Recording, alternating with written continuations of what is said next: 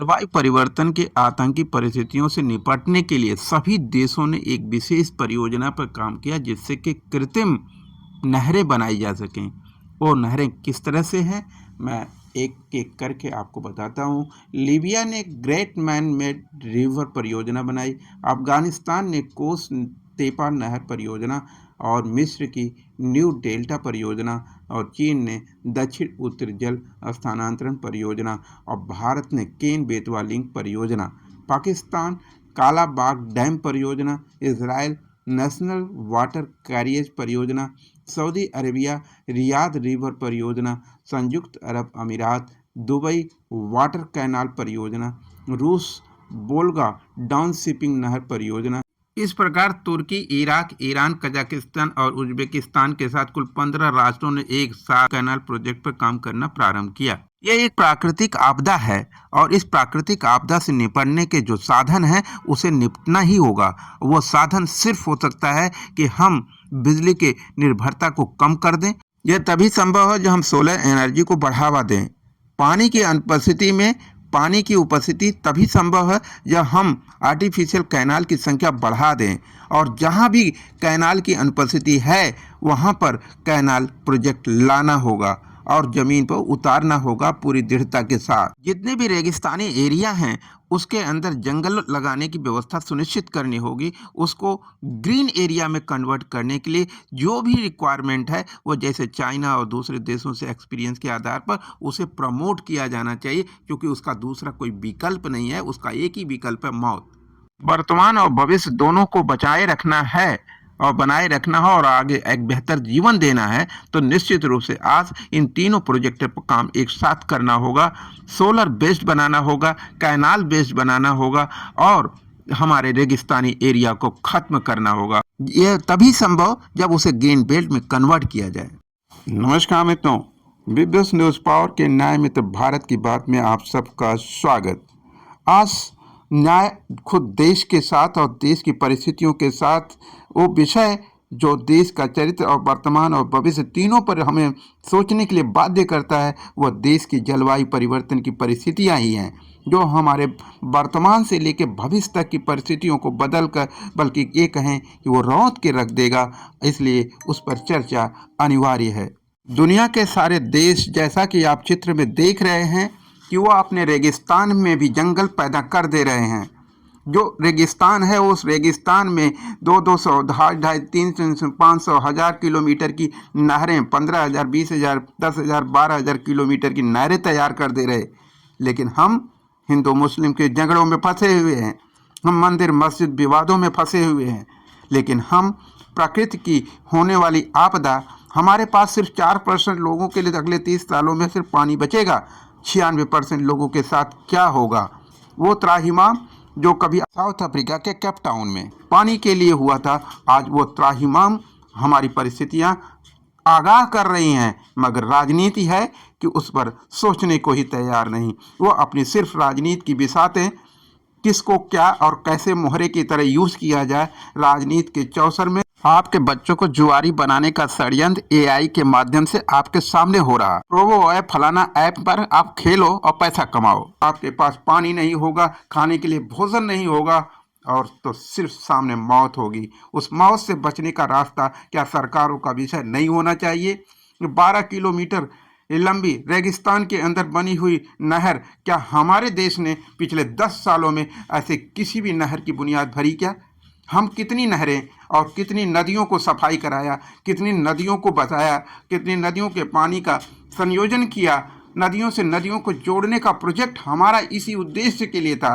2050 तक अपने भारत के भविष्य को क्या सुरक्षित करना है, उसे बचाना है, बच्चों को जीने का अधिकार है। वर्तमान भारत कल के भविष्य की बुनियाद का हिस्सा होगा। कुत्सित राजनीति के भविष्य के गर्त में डूब जाना ही हमारा भविष्य है।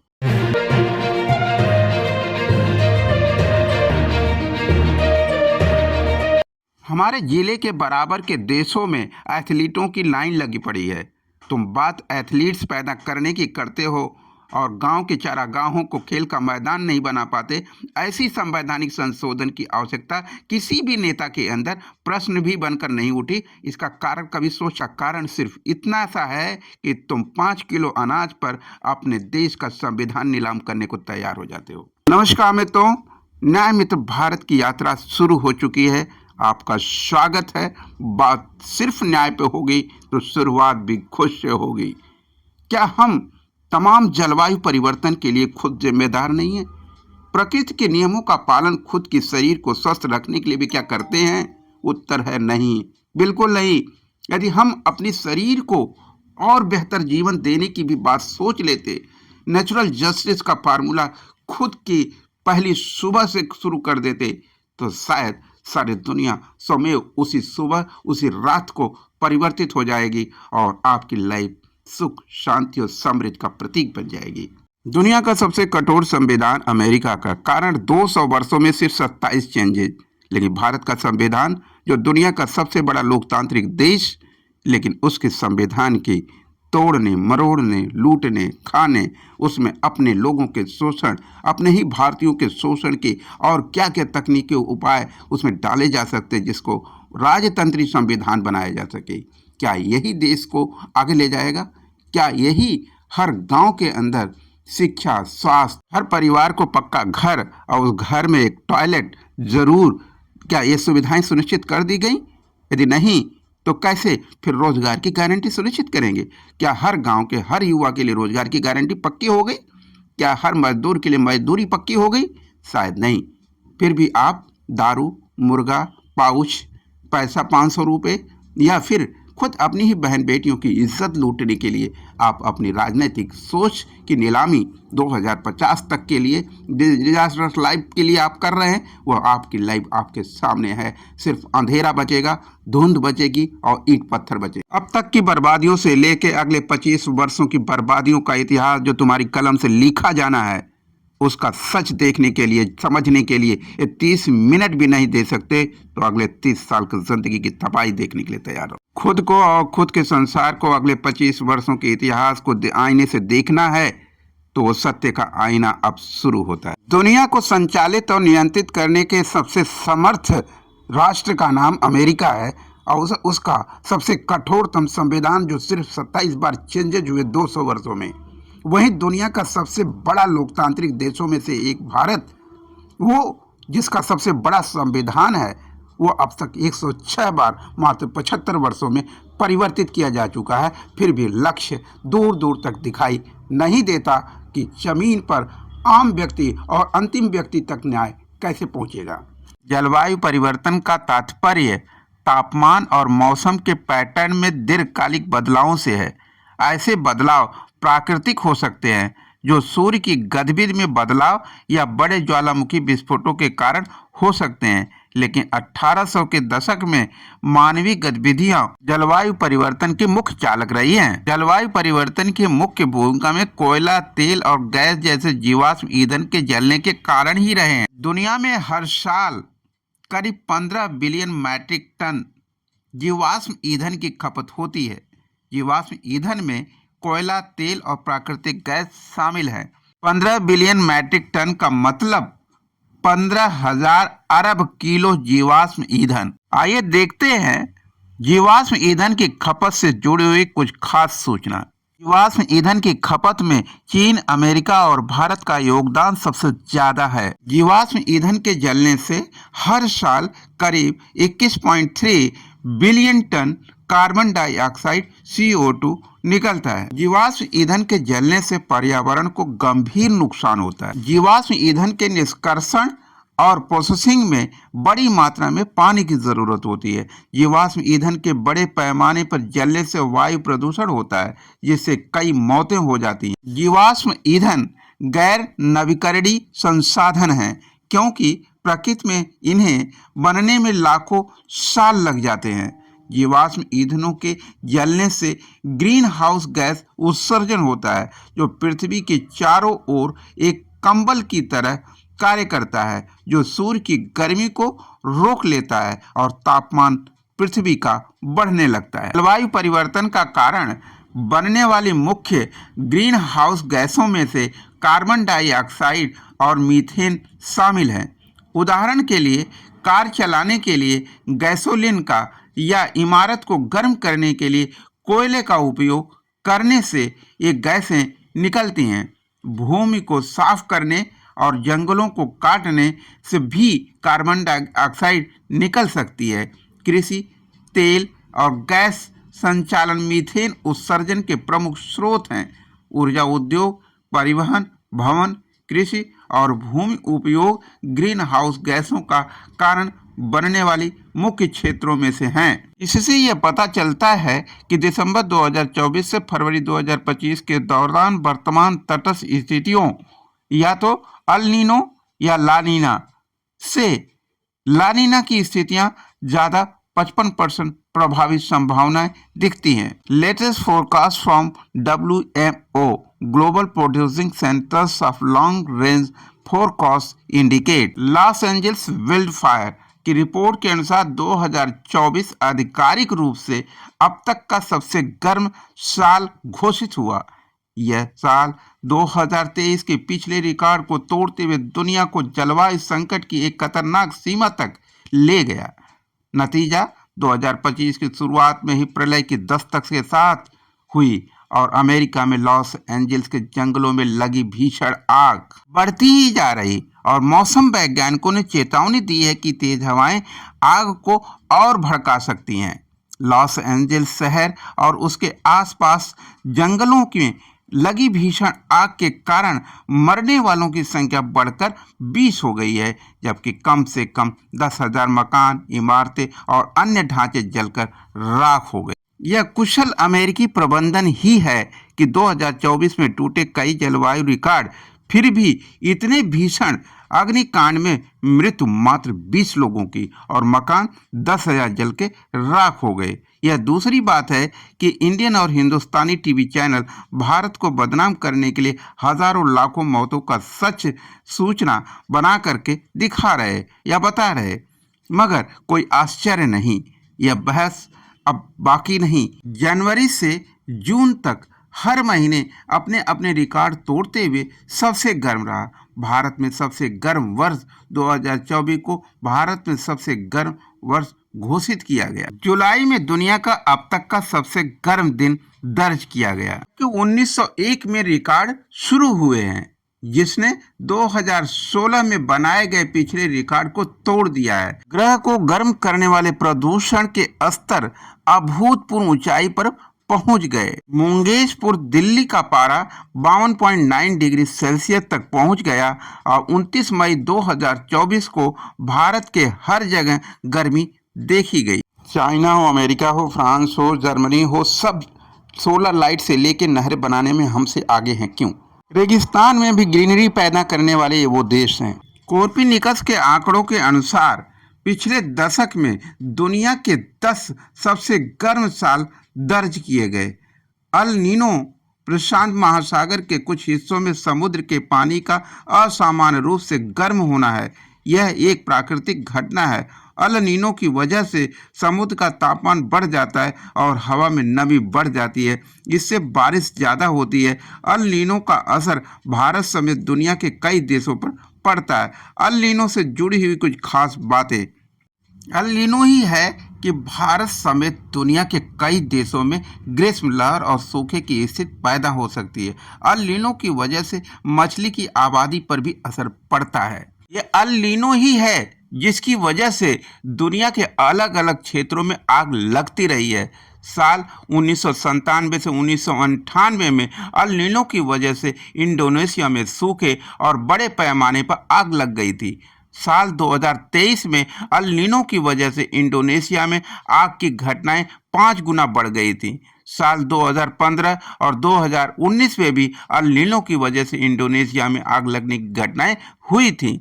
इन घटनाओं की वजह से मलेशिया और सिंगापुर में भारी मात्रा में धुआं फैला था। साल 2024 में टेक्सास में लगी आग ने 10 लाख एकड़ से ज़्यादा जमीन को नुकसान पहुंचाया था। इसे स्मोक हाउस क्रीक फायर के नाम से जाना गया। साल 2020 में कैलिफोर्निया में जो आग लगी वो 10 लाख एकड़ से ज्यादा जमीन को प्रभाव में लिया था। साल 2018 में कैलिफोर्निया में लगी आग ने करोड़ों की संपत्तियों को खाक कर दिया था। साल 2004 में अलास्का में लगी आग ने इलाके के करीब 13 लाख एकड़ जमीन को बर्बाद कर दिया था। साल 1940 में अलास्का में लगी आग ने 12 लाख एकड़ जमीन को खाक किया था। बात करेंगे साल 1910 मोटाना इलाके में लगी एक बड़ी आग में 87 लोगों ने अपनी जान गंवा दी। अब बात ऑस्ट्रेलिया की। पूर्वी ऑस्ट्रेलिया में बाढ़, जबकि दक्षिण अमेरिका के ब्राजील और अर्जेंटीना में जंगल की आग। दूसरी तरफ उपोष्ण कटिबंधीय दक्षिणी अमेरिका में सूखा पड़ा।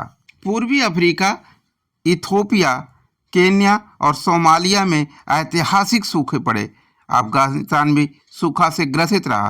पाकिस्तान में 2022 की बाढ़ का मुख्य कारण चीन के दक्षिणी चीन में सूखे की मार को बुरी तरह से झेलना पड़ा। सूखे की आई तो संयुक्त राष्ट्र अमेरिका भी पीछे न रहा और उरुग्वे उसकी आग में झुलस। ला प्लाटा बेसिन में पानी की कमी ने सिर्फ उरुग्वे को बर्बाद नहीं किया, बल्कि उत्तरी अर्जेंटीना को भी सबसे ज्यादा प्रभावित किया। ला प्लाटा बेसिन की पानी की कमी ने दक्षिण ब्राजील को भी सबसे ज्यादा प्रभावित करने वालों में से रहा। अमेरिका के कैलिफोर्निया राज्य में लगी आग भी इसी की एक वजह है और पूरा कैलिफोर्निया, पूरा लॉस एंजल्स आग में झुलस रहा है। जलवायु परिवर्तन के वैज्ञानिकों ने यह दिखाया कि 200 वर्षों में वैश्विक तापमान में लगभग सभी वृद्धि के लिए मनुष्य ही जिम्मेदार है। ऊपर बताई गई मानवीय गतिविधियों के कारण ग्रीन हाउस गैसें पैदा हो रही हैं, जो कम से कम पिछले 2000 वर्षों में किसी भी समय की तुलना में दुनिया को तेजी से गर्म कर रही है।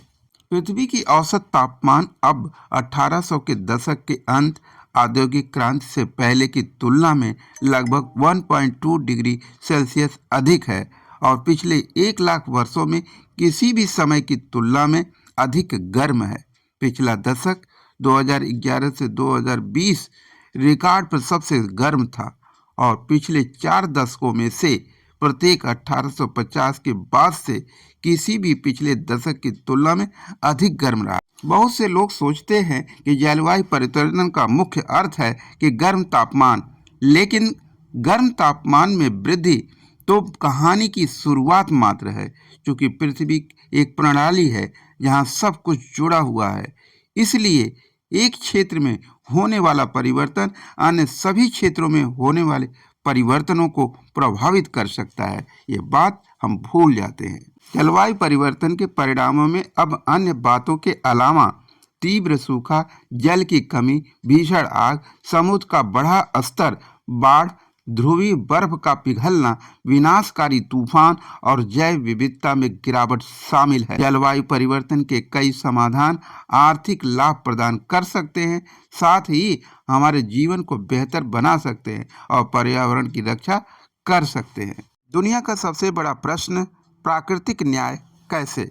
वैज्ञानिक प्रगतियों के धुंध में इसी सबसे बड़े प्रश्न का उत्तर ढूंढने के लिए हमने अपने प्राकृतिक मार्गदर्शन के लिए प्रगति के रास्ते में वैश्विक रूपरेखाएं और समझौते भी किए, जिससे कि सतत विकास का लक्ष्य जलवायु परिवर्तन पर संयुक्त राष्ट्र रूपरेखा सम्मेलन पेरिस समझौता किया। इस समझौते की 3 श्रेणियां हैं। उत्सर्जन में कटौती की जाए, जलवायु प्रभावों के अनुकूल होना और आवश्यक समायोजनों का वित्त पोषण करना, जीवाश्म ईंधन से सौर या पवन जैसे नवीकरणीय ऊर्जा प्रणालियों को बदल देने से जलवायु परिवर्तन को बढ़ावा देने वाले उत्सर्जन में कमी आएगी, लेकिन हमें अभी कार्रवाई करनी होगी। जबकि बढ़ती संख्या में देश 2050 तक शुद्ध शून्य उत्सर्जन के लिए प्रतिबद्ध है। 1.5 डिग्री सेल्सियस से नीचे तापमान को बनाए रखने के लिए 2030 तक उत्सर्जन में आधे से ज्यादा की कटौती की जानी चाहिए। इसे प्राप्त करने का मतलब है कि कोयला, तेल और गैस के उपयोग में भारी गिरावट, जलवायु परिवर्तन के भयावह स्तरों को रोकने के लिए 2030 तक सभी जीवाश्म ईंधन के उत्पादन और खपत में कम से कम 30% की कटौती की जानी अनिवार्य है। इतने बड़े क्रांतिकारी परिवर्तन की दिशा में हो रहे प्रयासों को क्या युवाओं तक पहुंचा दिया गया? क्या युवा इतना सजग हो चुका? देश की युवा मातृशक्ति जो गृहिणियां हैं, क्या उनको ये बात की जानकारी है कि देश और विश्व किन प्राकृतिक आपदाओं से गुजर रहा है? जलवायु परिवर्तन की क्या गंभीरता है? क्या हमारी युवा शिक्षा पीढ़ी को भी इस बात की गंभीरता पता है? यह क्या राजनीतिक देवताओं को ऐसे मुद्दों को क्या राजनीतिक चर्चा का विषय किसी भी पार्टी के नेताओं द्वारा बनाया जाता है क्या? क्या युवा और देश की आम जनता अपने ऊपर हो रही प्राकृतिक आपदाओं का यह प्रश्न कभी नेताओं से भी पूछती है क्या? विधायक बनने की होड़ में लगे हुए नेताओं और पैसों की गर्मी दिखाने वाले जल्लादों द्वारा क्या कभी यह बात सोचने और समझने में दिखाई देती है कि इन प्राकृतिक आपदाओं का समाधान पर भी उनका चिंतन है? दुनिया का हर बच्चा और हर परिवार इस जलवायु परिवर्तन से संरक्षण में अपने योगदान की तैयारी यदि कर ले तो निश्चित रूप से रातों रात वो परिवर्तन व्यवहारिक बन जाता है। जलवायु परिणामों के अनुकूल होने से क्या प्रभाव पड़ता है? लोगों को, घरों को, व्यवसायों को, आजीविका को, बुनियादी ढांचे और प्राकृतिक पारिस्थितिकी तंत्र में भी रक्षा होती है। जलवायु परिवर्तन से लड़ना हमारे समाज के सामने आने वाली सबसे बड़ी चुनौतियों में से सबसे बड़ी है। हालांकि जैसा कि अंतर्राष्ट्रीय ऊर्जा एजेंसी IEA ने अपनी CCUS in clean energy transition report में उल्लेख किया है कि अगर हम 2050 तक पेरिस समझौते के ऊर्जा और जलवायु लक्ष्यों को प्राप्त करना चाहते हैं तो प्रयासों का उद्देश्य केवल कार्बन डाइऑक्साइड को कम करना ही नहीं बल्कि इसे हटाना भी होना चाहिए। 2015 में 196 देशों ने जलवायु परिवर्तन को हल करने के लिए एक ऐतिहासिक समझौता किया जिसे पेरिस समझौता कहा जाता है। इसका उद्देश्य इस सदी में वैश्विक तापमान वृद्धि को पूर्व औद्योगिक स्तरों की तुलना में 2 डिग्री सेल्सियस से नीचे और करीब 1.5 तक सीमित करना है। इस समझौते के क्रियान्वयन के लिए देशों, क्षेत्रों, शहरों और कंपनियों को अपनी प्रतिस्पर्धात्मकता से समझौते किए बिना प्रभावी ऊर्जा परिवर्तन के लिए प्रतिबद्ध होना होगा। इस मार्ग पर आगे बढ़ने के लिए ये कुछ उपाय और समाधान नीचे दिए गए। कुछ ऐसा करना होगा जिससे कार्बन डाइऑक्साइड CO2 का उत्सर्जन कम कर सके। न केवल कंपनियों बल्कि आम जनता भी अब हमारे इस रोजमर्रा के जीवन में ग्रीन हाउस गैस उत्सर्जन को कम करने में अपना योगदान निश्चित रूप से दे सकती है। ऐसा क्या करें? इसके लिए हम अपनी गाड़ियों का इस्तेमाल कम कर सकते हैं। टैक्सी या सरकार वाहन का प्रयोग ज़्यादा करेंगे जिससे कार्बन उत्सर्जन कम हो सके। लकड़ी को कम जलाएं जिससे कार्बन उत्सर्जन कम हो सके। ऊर्जा बचत को बढ़ावा दें वरना आंसू ही साथ निभाएंगे। और क्या कर सकते? उसके लिए जिन उपकरणों का आप उपयोग नहीं कर रहे उसे डिस्कनेक्ट कर दीजिए। प्राकृतिक प्रकाश का लाभ उठाना चाहिए तथा पुराने बल्ब को LED से बदल देना चाहिए। ऐसा सरल उपाय है जो बिजली की खपत को उल्लेखनीय रूप से कम कर सकता है। जब जरूरत न हो बिजली के उपकरणों को बंद करके रखें। बहुत ज़्यादा बिजली खपत भी इस जलवायु को प्रभावित करती है। एक बच्चा जब लापरवाहियों से अपने बल्बों को दिन रात चलाता रहता, अपने राडों को चलाता रहता, तो वो सिर्फ अब बिजली का दुरुपयोग ही नहीं कर रहा, राष्ट्र के प्रति अपने नैतिक दायित्वों को भी भूले होने का अपराधी भी बन रहा। सर्कुलर अर्थव्यवस्था के 3 मूल सिद्धांत, पहला कटौती, दूसरा पुनः उपयोग करना और तीसरा है उसकी रिसाइकलिंग प्रोसेस में सक्रिय रहना। उत्पादों के जीवन चक्र को बढ़ाने और अधिक कुशल उपभोग मॉडल को लागू करने में योगदान करते हैं। तो क्या होगा? हम प्लास्टिक जैसे बहुत सी चीज़ों को रिसाइकलिंग करके फिर से इस्तेमाल कर सकते हैं। बड़ी कंपनी भी यही करती हैं जिससे प्लास्टिक कचरा कम किया जा सके। रिपोर्ट में कहा गया है कि महाराष्ट्र, गुजरात और तमिलनाडु मिलकर भारत में उत्पन्न होने वाले कुल प्लास्टिक कचरे में 38% का योगदान करते हैं। इस रिपोर्ट में कहा गया है कि भारत में प्लास्टिक की खपत पिछले 5 वर्षों में काफ़ी तेज गति से बढ़ चुकी है और इसलिए इसका कचरा भी बढ़ा है। भारत एक वर्ष में 34 लाख टन प्लास्टिक कचरा पैदा करता है। इसका केवल 30% पुनः प्रयोग किया जाता है। अपने घर के इंसुलेशन को उन्नत करने या सेंसर युक्त नल चुनने जैसे उपयोग में निवेश करने से बहुत सकारात्मक प्रभाव पड़ सकता है, जिसमें ऊर्जा और लागत की बचत और उत्सर्जन में कमी शामिल है। भारत में जल संसाधनों का 71% हिस्सा देश के 36% इलाके में ही है। वहीं 64% इलाके में सिर्फ 29% पानी ही उपलब्ध है। भारत में पानी की कमी की वजह से कई बड़े शहरों में पानी की समस्या आती रहती है। भारत में पानी से जुड़ी कुछ खास बातें। भारत में दुनिया की 18% आबादी रहती है। 36% इलाकों में 71% पानी है और 29% पानी सिर्फ 64% लोगों के लिए है। 64% लोग, 64% इलाके पानी से ग्रसित हैं, क्योंकि वहां पर सिर्फ 29% लोगों के लिए ही पानी उपलब्ध। विधानसभा या लोकसभा के अंदर किसी नेता द्वारा इन मुद्दों पर बहस के लिए राष्ट्रीय मांग की गई क्या? कभी सुनाई दिया आपको? कभी गली चौराहे पर इसके लिए कोई कार्यक्रम अवेयरनेस का चलाया गया किसी पॉलिटिकल पार्टी द्वारा, किसी पॉलिटिशियन द्वारा? नहीं। किसी ब्यूरोक्रेट द्वारा? नहीं। किसी जुडिशियल मेंबर द्वारा? नहीं। फिर दुनिया का सबसे संग्राम बुद्धिजीवी कौन और उसकी नैतिकता पर सबसे बड़ा प्रश्न क्या? विचार अवश्य करें। दुनिया के जल संसाधनों का करीब 4% हिस्सा सिर्फ भारत में है। सिर्फ भारत में कितना है? सिर्फ 4%। दुनिया के 96% पानी कहाँ पे है और उसका उपयोग भारत के लिए कब और कैसे हो सकता है? भारत की प्रमुख नदियों में गंगा, ब्रह्मपुत्र और सिंधु है।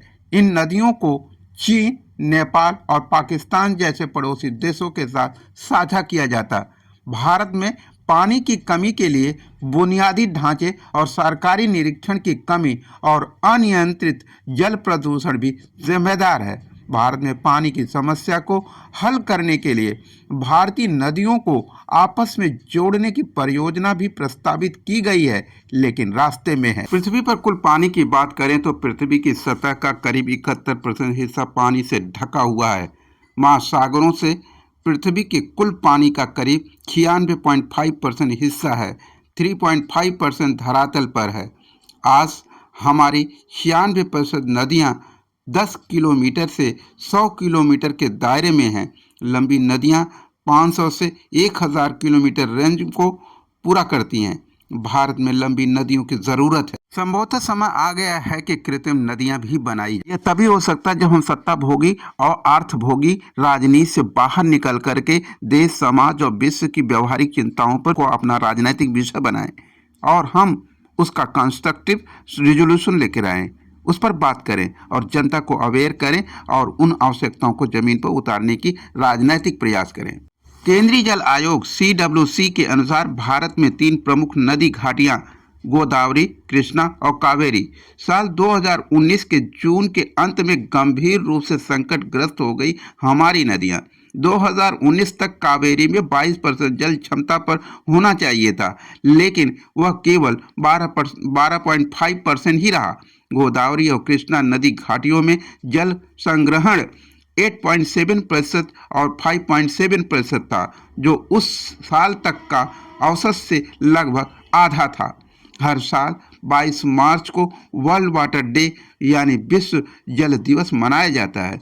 इसे सबसे पहले साल 1993 में मनाया गया था।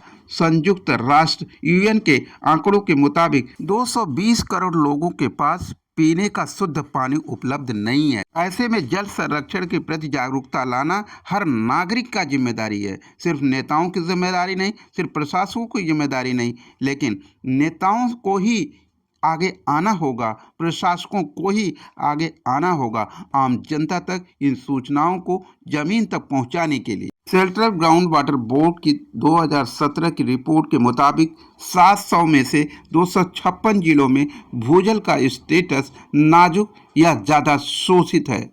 आज वर्ल्ड वाटर डे, तो दुनिया कहाँ पे, आइए जानते हैं। 2021 तक जो भारत दूसरे नंबर पे था दुनिया की आबादी में, अब 2024 आते आते दुनिया का नंबर 1 बन चुका। 18% प्लस आबादी के साथ भारत दुनिया का सिरमौर आबादी वाला देश बन चुका। मगर प्रश्न वही कि दुनिया के सबसे इंटेलेक्चुअल प्रॉपर्टी वाला देश भी भारत ही है, यदि दुनिया का सबसे अधिक आबादी वाला देश। लेकिन क्या अपनी इंटेलेक्चुअल प्रॉपर्टी के लिए भी क्या रोजगार के संसाधनों की 100% गारंटी सुनिश्चित हो गया? प्रश्न वहीं पर खड़ा है। रोजगार तो रोजगार है, जीने के लिए मात्र 4% पानी ही 2030 तक हो सकता है। इससे ज्यादा और कहीं कोई संकट नहीं हो सकता। दुनिया में जो अभी तक पानी के संकट हुए हैं उसमें सबसे बड़ा पानी का संकट 2030 तक भारत को झेलने की संभावना वैज्ञानिकों की रिसर्च कहती है। अब दुनिया में सबसे अधिक पानी का कंजम्पशन करने वाले देश की बात करें तो उसमें भी भारत सबसे टॉप पे है। भूजल यानी ग्राउंड वाटर के सोर्स अदृश्य होते हैं, हम इन्हें देख नहीं सकते, लेकिन वो हमारी जिंदगी का एक बहुत ही अहम हिस्सा होता है। दुनिया को इस बात का एहसास दिलाने के लिए इस साल वर्ल्ड वाटर डे की थीम भूजल अदृश्य को दृश्य बनाने का रखा गया। Making the ground water invisible versus visible रखी गई। क्या भारत इससे अपने उद्देश्य को पालेगा? भारत में कितने पानी, कहाँ, कैसे? भारत में 33 लाख वर्ग किलोमीटर के एरिया में इस्तेमाल में आने वाला पानी मौजूद है। हमारे देश में दुनिया की 18% आबादी रहती है, इसलिए इस हिसाब से पानी की मात्रा बहुत ही कम है। सेंट्रल ग्राउंड वाटर बोर्ड 2017 की रिपोर्ट के मुताबिक 700 में से 256 जिलों में ही भूजल का स्टेटस बहुत ही नाजुक, ज़्यादा शोषित हो चुका। अमेजन का जंगल जो तैयार करने का प्रयास हुआ, क्या वो प्रयास भारत नहीं कर सकता? और क्यों नहीं कर सकता? भारतीय संस्कृति जलाभिषेक की संस्कृति है। भारतीय संस्कृति में महादेव यानी पंच तत्वों के स्वामी की पूजा होती है। महादेव की पूजा इस महाकुंभ में भी होती है। इस महाकुंभ का पर्व उस जल पूजा के द्वारा ही होता है और उसी जल से यह भारत ग्रसित है। क्या इस भारतीय राजनीति का सबसे अहम मुद्दा नहीं होना चाहिए? क्या संतुलन की परिभाषा समता के गढ़ से निकलती है, समता की जड़ों से निकलती है, तो वो समाजवाद हर राजनीति का हिस्सा क्यों नहीं होना चाहिए? हर पार्टी के चरित्र में समता के, संतुलन के मूल्यों को स्थापना का दायित्व तो क्यों नहीं निभाया जाना चाहिए? भारत में पानी कंजम्पशन को लेकर भारत सरकार के प्रयासों के ही कुछ महत्वपूर्ण बिंदु। शहरों में 135 लीटर पानी प्रति व्यक्ति प्रतिदिन निर्धारित किया गया है। वहीं ग्रामीण इलाकों के लिए जल जीवन मिशन के अंतर्गत 55 लीटर पानी प्रति व्यक्ति प्रतिदिन निर्धारित किया गया है। विश्व स्वास्थ्य संगठन WHO की माने तो प्रति व्यक्ति हर दिन 25 लीटर पानी ही काफ़ी है। मगर DNA की एक रिपोर्ट के अनुसार दिल्ली में 272 लीटर पानी प्रति व्यक्ति प्रतिदिन खपत होती है, जो दुनिया में सबसे ज़्यादा है। रोजमर्रा के कामों में कम से कम पानी का उपयोग करने की कोशिश करें। ब्रश करते या नहाते समय पानी को व्यर्थ न होने दें। घर में ढीले नल को तो उनको तुरंत मरम्मत कराएं। ज़्यादा से ज़्यादा पेड़ पौधे लगाएं, इससे भूजल के स्तर को बचाया जा सकता है। वनीकरण यानी रेफोरेस्टेशन एक ऐसा कार्य है जिसमें किसी ऐसे क्षेत्र में पेड़ों को बहाल किया जाता है, यानी उन्हें लगवाया जाता है, जहां प्राकृतिक कारणों या मानवीय हस्तक्षेप के कारण उनकी आबादी कम हो गई है। जंगल में लगी आग के बाद जानबूझकर नए पेड़ लगाकर या क्षतिग्रस्त वनों को प्राकृतिक बहाली के लिए प्रोत्साहित करने हेतु पुनर्वनीकरण की व्यवस्था अपनाई जाती है। संयुक्त राष्ट्र के न्यूयॉर्क घोषणा पत्र 2014 में देशों को 2020 तक वनों की कटाई को दोगुना करने और 2030 तक इसे रोकने के लिए बाध्य किया गया था। हालांकि इसकी वार्षिक दर लगभग दोगुनी हो गई। चाहे जिस भी विकास या किसी भी नियति और नैतिकता की कर लें, लेकिन बात तभी पूरी होगी जब राजनीति से शुरू होगी और राजनीति पर खत्म होगी। पुनर्वनीकरण के माध्यम से वनों को पुनः प्राप्त करने में कितना समय लगता है? वनों की कटाई के बाद मिट्टी की समृद्धि वापस पाने के लिए लगभग 10 साल लगते हैं और वनों की पूरी संरचना और कार्यप्रणाली को बहाल होने में 25 साल लगते हैं। हालांकि जैव विविधता को पूरी तरह से ठीक होने में आमतौर पर 120 वर्ष लग जाते हैं। कचरे का सही प्रबंधन करना हमारे पर्यावरण और स्वास्थ्य के लिए बहुत ही महत्वपूर्ण है। यहाँ कुछ तरीके हैं जिनसे आप कचरे का सही प्रबंधन कर सकते हैं। नंबर 1, कचरे को अलग करें। कचरे को 3 श्रेणियों में अलग करें: कागज, प्लास्टिक और अन्य। इससे कचरे को रिसाइकिल करने में मदद मिलेगी। रिसाइकिल करें, जो कचरा रिसाइकिल किया जा सकता है उसे रिसाइकिल करें। इससे नए उत्पाद बनाने में मदद मिलेगी और कचरे की मात्रा कम होगी। कचरे को कम करें। कचरे को कम करने के लिए अपने घर में कम से कम पैकेजिंग वाले उत्पादों को उपयोग करें। इससे कचरे की मात्रा कम होगी। कचरे को सही तरीके से फेंकें। कचरे को सही तरीके से फेंकें, इसके लिए आप कचरे को सही तरीके से निपटाने में मदद मिलेगी। इन प्राकृतिक सत्यों को सामने रखते हुए फिर से राजनीति को पुनर्जीवित करने की एक नई सोच के साथ राजनीति का चुनाव करना होगा। तभी आपका समाधान आपके दरवाजे पर, आपके गांव में, आपके गलियों में, आपके गांव में मिलने वाली सुविधाओं के लिए दिखाई देगा। बीबीएस न्यूज़ पावर का प्रयास आपकी आंखें खोलना है।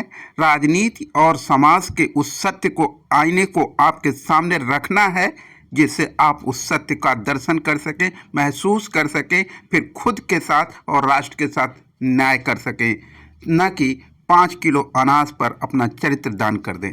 विचार करें कि चाइना और ब्रिटेन, अमेरिका, फ्रांस कर सकते, तो क्या हम अपने रेगिस्तान को हरा भरा क्यों नहीं कर सकते? वहाँ नहरें क्यों नहीं बना सकते? वहाँ पानी का उत्पादन क्यों नहीं कर सकते? पानी के निकास और जल स्तर की सुविधा क्यों नहीं बढ़ा सकते? कृपया चैनल को लाइक, शेयर और सब्सक्राइब अवश्य करें।